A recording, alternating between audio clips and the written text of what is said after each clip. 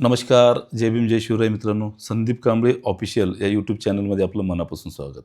शिक्षक भरती व शैक्षणिक घडामोडीच्या अधिकृत आणि अद्ययावत माहितीसाठी चॅनलला अद्याप सबस्क्राईब केलं नसेल तर तात्काळ सबस्क्राईब करा आणि मोठ्या संख्येने या व्हिडिओला जास्तीत जास्त शेअर करा, जेणेकरून कुठलाही उमेदवार या शिक्षक भरतीपासून वंचित राहणार नाही. आता हा व्हिडिओ अतिशय महत्त्वाचा आहे. गेल्या 15 महिन्यापासून आपण 75,000 शिक्षक भरतीचं टार्गेट घेऊन जो पाठपुरावा केला आहे, त्याला प्रचंड मोठ्या प्रमाणामध्ये यश आलेलं आहे. तुम्हाला कल्पनाही नसेल, आपल्या या पवित्र पोर्टलच्या माध्यमातून इतकी ऐतिहासिक भरती होऊ घातली आहे. त्यामुळं अक्षरशः या सगळ्या भरतीचं श्रेय जे आहे ना, अगदी ग्रामपंचायतच्या सरपंचापासून केलेला हा जो पाठपुरावा आहे, घेतलेले ठराव आहेत आणि या ठरावापासून म्हणजे ग्रामपंचायतीच्या सरपंचापासूनच्या ठरावापासून ते मुख्यमंत्री महोदय यांच्यापर्यंत केलेला पाठपुरावा आहे. मग त्याच्यामध्ये नगरपालिका असो, महानगरपालिका असो, नगर परिषद असो, ग्रामपंचायत असो, सोबतच शिक्षणाधिकारी, जिल्हा परिषद असो, सगळीकडे केलेला हा पाठपुरावा. याचं गमक म्हणजे या 30,200 पेक्षा अधिक आलेल्या जागेचं त्याचं यश आहे मित्रांनो. हे केवळ एकाचं यश नाही. आता बऱ्याच जणांनी 75,000 जागा आणणार, येणार म्हणून अनेकांनी खिल्ली उडवली. मात्र तुम्हाला अजूनही मी विश्वास देतोय, या टेट 3च्या पहिल्या फेजमध्ये हे 30,000 पदं आलेत आणि याच मार्कावर अजून सेकंड फेज पण होणार आहे. तुम्ही विचारही करू शकणार नाही, इतक्या मोठ्या प्रमाणामध्ये पदभरती होणार आहे. आणि मी विशेष धन्यवाद यासाठी प्रशासनातील अधिकारी, वरिष्ठ अधिकारी जे आहेत त्यांच्या संदर्भात देतोय. शिक्षण आयुक्त कार्यालयातील असो किंवा वरिष्ठ स्तरावरील असू द्या, मंत्रालय स्तरावरील, यांनी वेळोवेळी घेतलेल्या व्हीसी, वेळोवेळी घेतलेल्या त्यांना सूचना दिलेले, म्हणजे सगळ्या आढावा बैठका, या सगळ्या गोष्टीचं यश आहे. म्हणजे इतक्या मोठ्या प्रमाणामध्ये या जागेची भरती होती आहे. त्यामुळं महाराष्ट्रातील तमाम 12 लाख डी.एड. बी.एड. बेरोजगार, पात्र असलेले 1,70,000 उमेदवार यांच्याकडनं आणि महाटीचर शिक्षक भरती परिवाराकडनं संदीप कांबळे ऑफिशियल या चॅनलच्या माध्यमातून सगळ्यांचं मनापासून धन्यवाद. आणि ही जी संधी आहे ती कोणीही सोडू नका, एवढं तुम्हाला सांगतो. आणि या जागेचं विवरण एकदा सांगतो. आणि हा व्हिडिओ तुमच्यासाठी अतिशय महत्त्वाचा आहे. ते का महत्त्वाचं आहे तेही तुम्हाला सांगतो. आणि याच्यामध्ये तुम्हाला संधी जी आहे ना, ही नामी संधी आहे. प्रत्येकाच्या आयुष्यामध्ये एकदा ते नशीब जे म्हणतात ना, दार आपलं ठोकावते, ते नशिबाची ही संधी आहे. ही संधी गमावू नका. मर्यादित प्राधान्यक्रम अतिशय जटिल आणि निर्णायक ठरणार आहेत. त्यामुळे समुपदेशन कोर्ससुद्धा तुमच्यासाठी उभ्या आयुष्यामध्ये निर्णायक ठरणार आहे. तिथे वैयक्तिक तुम्हाला प्राधान्यक्रम दिले जातात, वैयक्तिक मार्गदर्शन केलं जाते. त्यामुळे ते तुमच्यासाठी अतिशय महत्त्वाचं आहे. ज्याला कोणाला जॉईन करायचं आहे त्यांनी या व्हिडिओच्या पहिल्या कमेंटमध्ये कमेंट पिन केलेली असेल, ज्याच्यामध्ये लिंक असेल चॅनलची, ॲपची, तिथे जाऊन तुम्ही इन्स्टॉल करून जे आहे ते काउन्सिलिंगमध्ये जाऊन त्या ठिकाणी बॅच परचेस करू शकता आणि वैयक्तिक मार्गदर्शन घेऊ शकता. आता हा व्हिडिओ जो महत्त्वाचा मुद्दा आहे त्यावर मी येतोय तुमच्याकडे. बऱ्याच जणांचे, महाराष्ट्रातील तमाम भावी शिक्षकांचे बऱ्याच अडचणी येत आहेत. जसं की प्राधान्यक्रम जनरेट होत नाही आहेत किंवा मग OTP येत नाही आहे. बऱ्याच गोष्टी ज्या आहेत त्यांना समस्याला तोंड द्यावं लागतं. या सगळ्या गोष्टीसाठी मी तुम्हाला उपाय सांगतोय.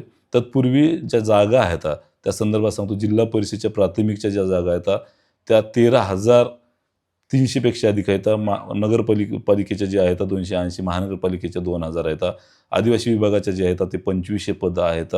शासकीय विद्यानिकेतनचे जे आहेत 56 पदं आहेत. आणि खाजगी शैक्षणिक संस्थांच्या ज्या जागा आहेत ते 12,148 पदं आहेत. त्याच्यापैकी विदाऊट इंटरव्ह्यूला 1,800 पदं आलेली आहेत. म्हणजे विदाऊट, तुम्हाला सांगितलं ना, परवाच्या दिवशी 30,000 पदाची भरती येते आणि त्याच्यात विवरण अशा पद्धतीने म्हणून सांगितलं होतं. 19,000 विदाऊटला आहेत म्हणून सांगितलं होतं. साधारणतः 20,000 पदं आहेत. 19,800, 900 पदं विदाऊट इंटरव्ह्यूला आहेत. त्याच्यापैकी मुलाखतीसहमध्ये 10,300 पदं, म्हणजे अशी दोन्ही मिळून 30,209 पदं जी आहेत मित्रांनो या पवित्र पोर्टलला आलेली आहेत. आता इतकी प्रचंड मोठ्या प्रमाणामध्ये शिक्षक भरती होत असताना तुम्ही ही संधी डावलू नका. केवळ मर्यादित प्राधान्यक्रम कसे द्यावेत हे तुम्हाला समजून घेता आलं पाहिजे. नाही, प्रत्येक जिल्ह्याचे मेरिट वेगवेगळं लागणार आहे. त्यामुळे इतक्या मोठ्या प्रमाणामध्ये ही संधी आहे ना, ते साध्या छोट्या छोट्या गोष्टीसाठी तुम्ही डावलू नका. त्याच्यामध्ये 1 ते 5चे जे पद आहेत ते 14,000 पद आहेत जिल्हा परिषदेची. तुम्ही म्हणजे D.एड. वाल्यांना इतकी संधी आहे ना 1 ते 5ला विचारही करू शकत नाही. 6 ते 8चे पदं जे आहेत ते 10,000 पदं आहेत. 9 ते 10चे पदं जे आहेत ते 5,000 पदं आहेत. 11-12चे जे पदं आहेत ते 350 पदं आहेत. असे एकंदरीत 30,000 पदं जे आहेत ते या ठिकाणी आले आहेत आणि आपले प्राधान्यक्रम जे आहेत ते सुरू झालेले आहेत. आता प्राधान्यक्रम जनरेट होत असताना किंवा सुरू झाल्याच्या नंतर तुम्हाला तुमचं log in I D password विसरलात तर तुम्हाला सांगतो log in I D password काय आहे. तुम्ही परीक्षा देताना जो बैठक क्रमांक होता 10 अंकी 25 क्रमांकापासून सुरू झालेला तो तुमचा लॉग इन आहे. त्याचं पासवर्ड जर तुम्हाला माहीत नसेल फॉरगेट करा. जो तुमचा मोबाईल नंबर आहे त्याच्यावर OTP येईल, तो OTP तिथे टाका. आता प्रत्येकानं ह्या सगळ्या गोष्टी प्रोसेस करत असताना, प्राधान्यक्रम निवडत असताना किंवा जनरेट करताना किंवा लॉक करताना अडचणी येत असतील, OTP येत नसेल, तर तुमचं प्रायव्हेट जो इन्कॉग्निटो टॅब असतो, हिस्ट्री डिलीट मारा, इन्कॉग्निटो टॅब ओपन करा. त्याच्यामध्ये प्रोसेस करत असताना कुठलीही तांत्रिक अडचण येणार नाही. आता काल बऱ्याच जणांना प्राधान्यक्रम जनरेटच होत नव्हते. मित्रांनो, सगळे आपण तुटून पडलो होतो. काल तात्काळ सुरू झाली प्रोसेस. ब्राउझर असते ते, त्या ब्राउझरमध्ये एकदा जर तुटून पडलो, आता पुष्कळ हाय क्वालिटीचं ते ब्राउझर आहे, तरीही त्याच्यामध्ये थोडेसे काही हे असतेच एकदाच तुटून पडल्याच्यानं. त्यामुळं सावकाश आणि थोडासा वेळ घेऊ करत चला आणि त्याच्यानंतर ते तुम्हा सगळ्यांना प्राधान्यक्रम येतील आणि प्राधान्यक्रम जनरेट होऊन जोपर्यंत तुमचे लॉक होणार नाही तोपर्यंत ही संधी जाणार नाही आहे. काळजी करू नका. मात्र वेळ घालवू नका. तुमच्या होम पेजवर तुमच्या जाहिराती आहेत ते डाउनलोड करा. त्या जाहिरातीचा अभ्यास करा आणि योग्य पद्धतीनं जे आहे तुमचे प्राधान्यक्रम द्या.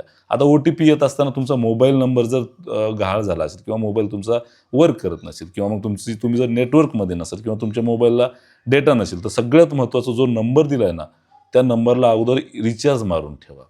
तो नंबर चालू आहे का ह्याची खात्री करा. तो नंबर बंद नाही ना हे समजून घ्या, ओळखून घ्या. तुम्ही रेंजमध्ये राहता की नाही हेही बघून घ्या. ह्या सगळ्या गोष्टी जर योग्य असतील तर तो तांत्रिक अडचणी दूर होऊन इंटरनेटचे इश्यूज ते नसतील आणि तुम्हाला येण्यासाठी OTP येण्यासाठी काही अडचणी येत नाहीत. एवढं करून बी जर OTP येत नसेल तर तुमचा प्रायव्हेट टॅब जो सांगितलं तुम्हाला इन्कॉग्निटो टॅब, त्याच्यामध्ये जा, तिथून प्रोसेस करा.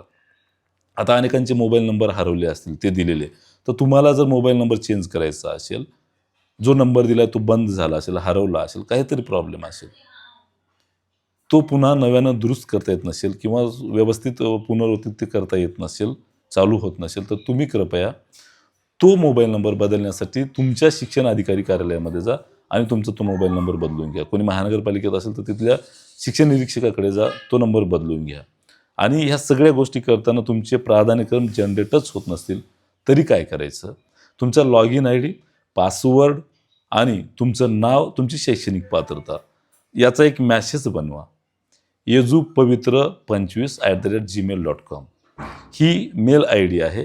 त्या ठिकाणी edupavitra25@gmail.com यावर सविस्तरपणे तुमचा लॉग इन ID, पासवर्ड, तुमचं नाव, तुमची शैक्षणिक पात्रता आणि एक संदेश बनवा 7-8 ओळीचा की मला हे शैक्षणिक पात्रता असून माझे प्राधान्यक्रम जनरेट झाले नाहीत, कृपया ते प्राधान्यक्रम तात्काळ जनरेट करून देण्यात यावेत.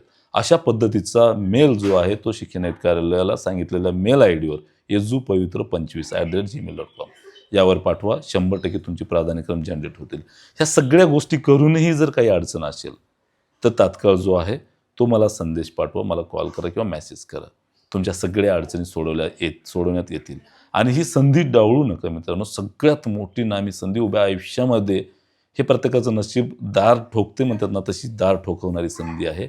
हे संधी सोडू नका. 100% तुम्हाला मोठ्या प्रमाणामध्ये जागा आलेल्या आहेत. 100% तुम्हाला योग्य प्राधान्यक्रम दिलात तर 100% तुमची संधी ही 100% तुम्हाला प्राप्त होईल. आता प्राधान्यक्रम मर्यादित आहेत. ज्याच्यामध्ये तुम्ही मागासवर्गीय उमेदवार असाल तर तुम्ही राखीव गटातील उमेदवार, अराखीव गट म्हणजे खुल्या गटाच्या प्रत्येक जागेला पात्र आहात.